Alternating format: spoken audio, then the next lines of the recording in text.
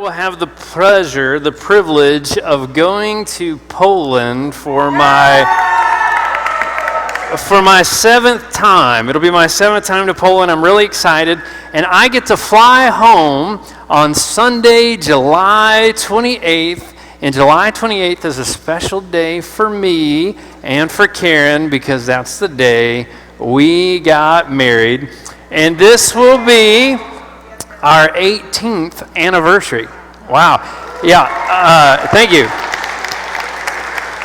If our marriage was a camper, it would have just graduated high school. So it would have been the last year of high school camp for our marriage. So a little sad because our marriage can't come to high school camp next year. They got to go to college. But I'm just kidding. Karen and I, we've been married for 18 years, and we dated for 3 years before we got married. So Karen has been in my life longer than she hasn't been in my life. And that's a wonderful thing for me. So I'm very excited about that. We met when we were just kids. We were 19 years old. I was a student at Georgia Tech. Karen was a student at Berry College in Rome, Georgia. And we met at a week of summer camp out at Woodland Christian Camp. I can show you the spot where we met. And that day, on that very first day that we met, we got to go to a camp session like this together. We got to sit next to each other. We got to sing. And I was like, oh my gosh, she's so good looking.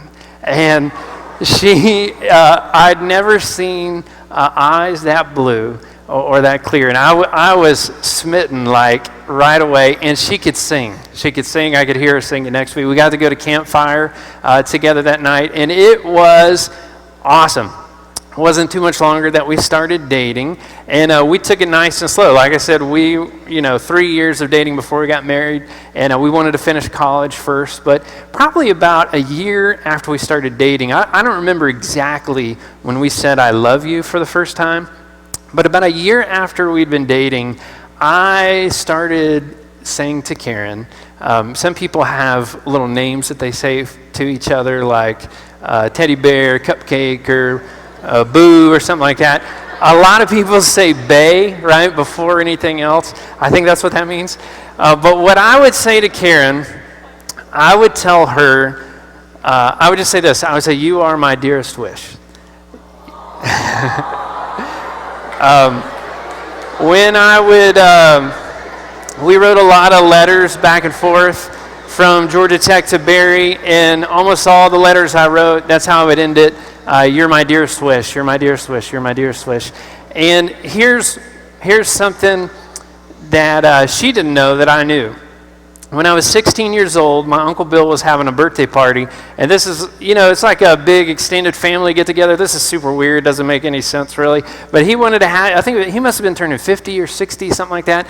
And there was this Chinese-Japanese restaurant pretty close to my house. And so a whole bunch of my family came to my house. And this Chinese-Japanese restaurant, they had this like trolley out front. And I just thought it was for decorations. But if you had a big enough party, they would drive the trolley to you and pick you up and take you to the restaurant and then take you home. I thought, oh, this is weird. This is kind of crazy. But went to dinner that night with my family, and it was one of those places where they cook it in front of you. They're throwing the shrimp to you. You're catching it in your mouth. The choo-choo train thing with the smoke coming out of the onions. A lot of fun. But my fortune cookie that night, when I opened my fortune cookie, this is what it said. Your dearest wish will come true.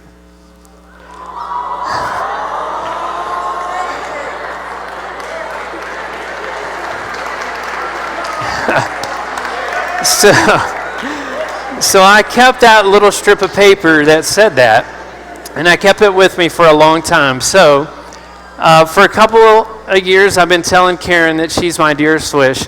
In December the 28th of the year 2000, I know y'all weren't even born yet, December 28th, 2000, I took her out on a date, and it was the night I was going to ask her to marry me. And I had done the super fearful thing, taking her dad out to lunch and asking for her hand in marriage. And he said yes. He said some other words to me too. I'll keep that between men, But he said yes. So December 28, 2000, I picked Karen up from her house, took her to a Chinese restaurant. We eat our food. Chinese was her favorite food. And when it came time for the fortune cookies at the end, I said, why don't we wait? Let's not open the fortune cookies just yet. And she said, why? I said, I'll tell you later. So we went and saw a movie. I think it was a pretty awful movie, What Women Want. I think Mel Gibson, don't see it. It's probably not at Redbox, okay? But we finished the movie. We go back to her house. We're downstairs sitting on the couch. And I said, why don't we open the fortune cookies? Sure. So we opened the fortune cookies, and I don't even remember what the two fortunes said. They were lousy ones, I guess. Who knows? But I said, Karen, what is the best fortune you ever got in a fortune cookie? And she was like, well, that's a weird question, but I don't know. She thought about something. And she says, what's the best one that you ever got? Which is just the question I wanted her to ask me. And I said, well, I happen to have it with me. And I told her the story about when I was 16 and went to Uncle Bill's birthday party, and I got this fortune. I pulled it out, and I said, I want to give this to you because you are my dearest wish. And I asked her to marry me, and she said yes, which was exciting. Now, here's the deal. When I was telling her that she was my dearest wish, this is important because there's a lot right there in that statement. I wasn't saying that she was this idol that I worshiped. Oh, I adore her, but she's not what completes me, nor am I what completes her. That's not how it works. Jesus is the only one who completes us. So when I told her she was my dearest wish that night and asked her to marry me, what I was saying was, it would be my dearest wish for me to help you get closer to Jesus and for you to help me continue to get closer to Jesus. It would be my dearest wish for our marriage to be built around who Jesus is. It would be my dearest wish for when we have kids to raise them in the Lord, for them to know who Jesus is and for them to follow him. It would be my dearest wish for the two of us to partner together to serve the local church. We both had a calling on our lives for young people, for youth group, for youth ministry, student ministry. It would be my dearest wish for us to be able to make that happen. And the question I want to start with tonight is, what is your dearest wish?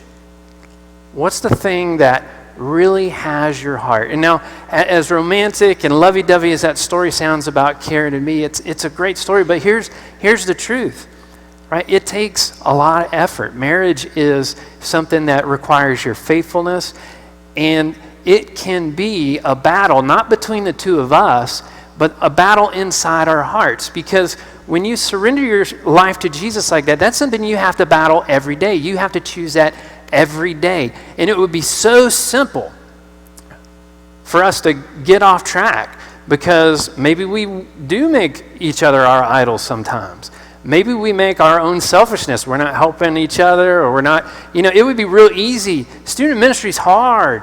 It'd be easy to give up on that part of our dearest wish too, all that kind of stuff. And so it is a battle. It is a big showdown in our hearts for us to stay committed and for us to make our marriage work. Now, when I say things like battle or showdown, you probably don't think about a student pastor and his wife, anything like that. You probably think, when I say battle or showdown, you probably think of Avengers Endgame.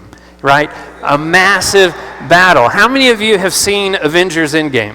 All right. Keep your hand raised if you've seen it twice in the theater. All right. These are all the single people looking for their first date sometime soon. I'm just kidding. Hey, keep your hands raised if you saw it 3 times in the theater. Anybody 3 times? You guys are crazy. How about this? Let me see a show of hands for everybody that has seen every Avengers movie. That's nuts. Okay, I am a nerd super fan, right? I love Lord of the Rings. I love Star Wars and Harry Potter and the Hunger Games. But you're going to be mad at me. The Avenger movies are some of the most overrated movies I've ever seen. It's true. When I went to see Infinity Wars, I almost fell asleep at the beginning. Like the first 45 minutes, it was awful. But let me tell you, I like Black Panther. I love Doctor Strange. Benedict Cumberbatch, really good in that.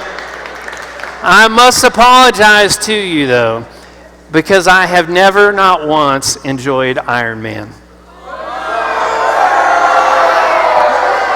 Yeah.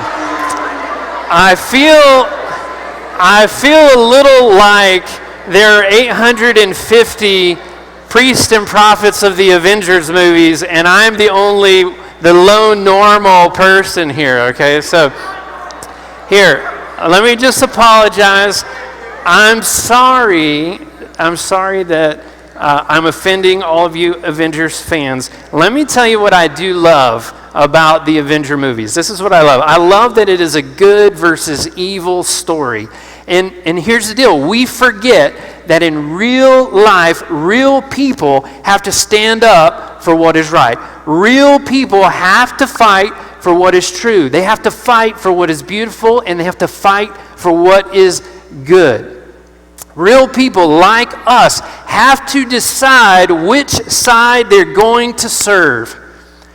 So I love a movie that reminds me about my choices between good and evil. In Infinity Wars and in Endgame, I was struck by how all of the superheroes who are gifted in so many different ways choose to work together, how they choose individually to stand up with courage, and as a group, stand up with courage against the evil Thanos. It is an epic film.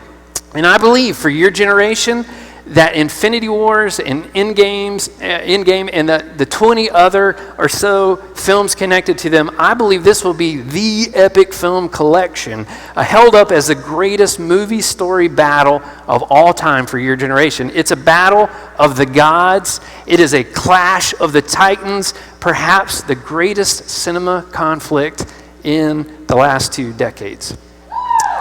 Yeah. For the nation of Israel, Elijah facing 850 prophets of Baal and Asherah alone, all alone, 850 to 1. This was the battle of the gods. This was the greatest conflict of the century. Elijah didn't have Nick Fury or Captain Marvel to help him out. He was by himself representing Yahweh with 850 others representing Baal. Do you know what the name Elijah means? Elijah means the Lord, Yahweh, the Lord is God. That's what his name means. Imagine if that was your name, right? Every time you meet somebody, hi, my name is the Lord is God. Nice to meet you. Yes, hi, nice to meet you too. My name is the Lord is God. It'd be like, hey, I think we've met before. You may not remember me. My name is the Lord is God. It's almost like a punchline in his life. The word Elijah, his name means the Lord is God. It is an amazing name. And it's an amazing testimony. The Lord, Yahweh, is God. It's what everyone calls him.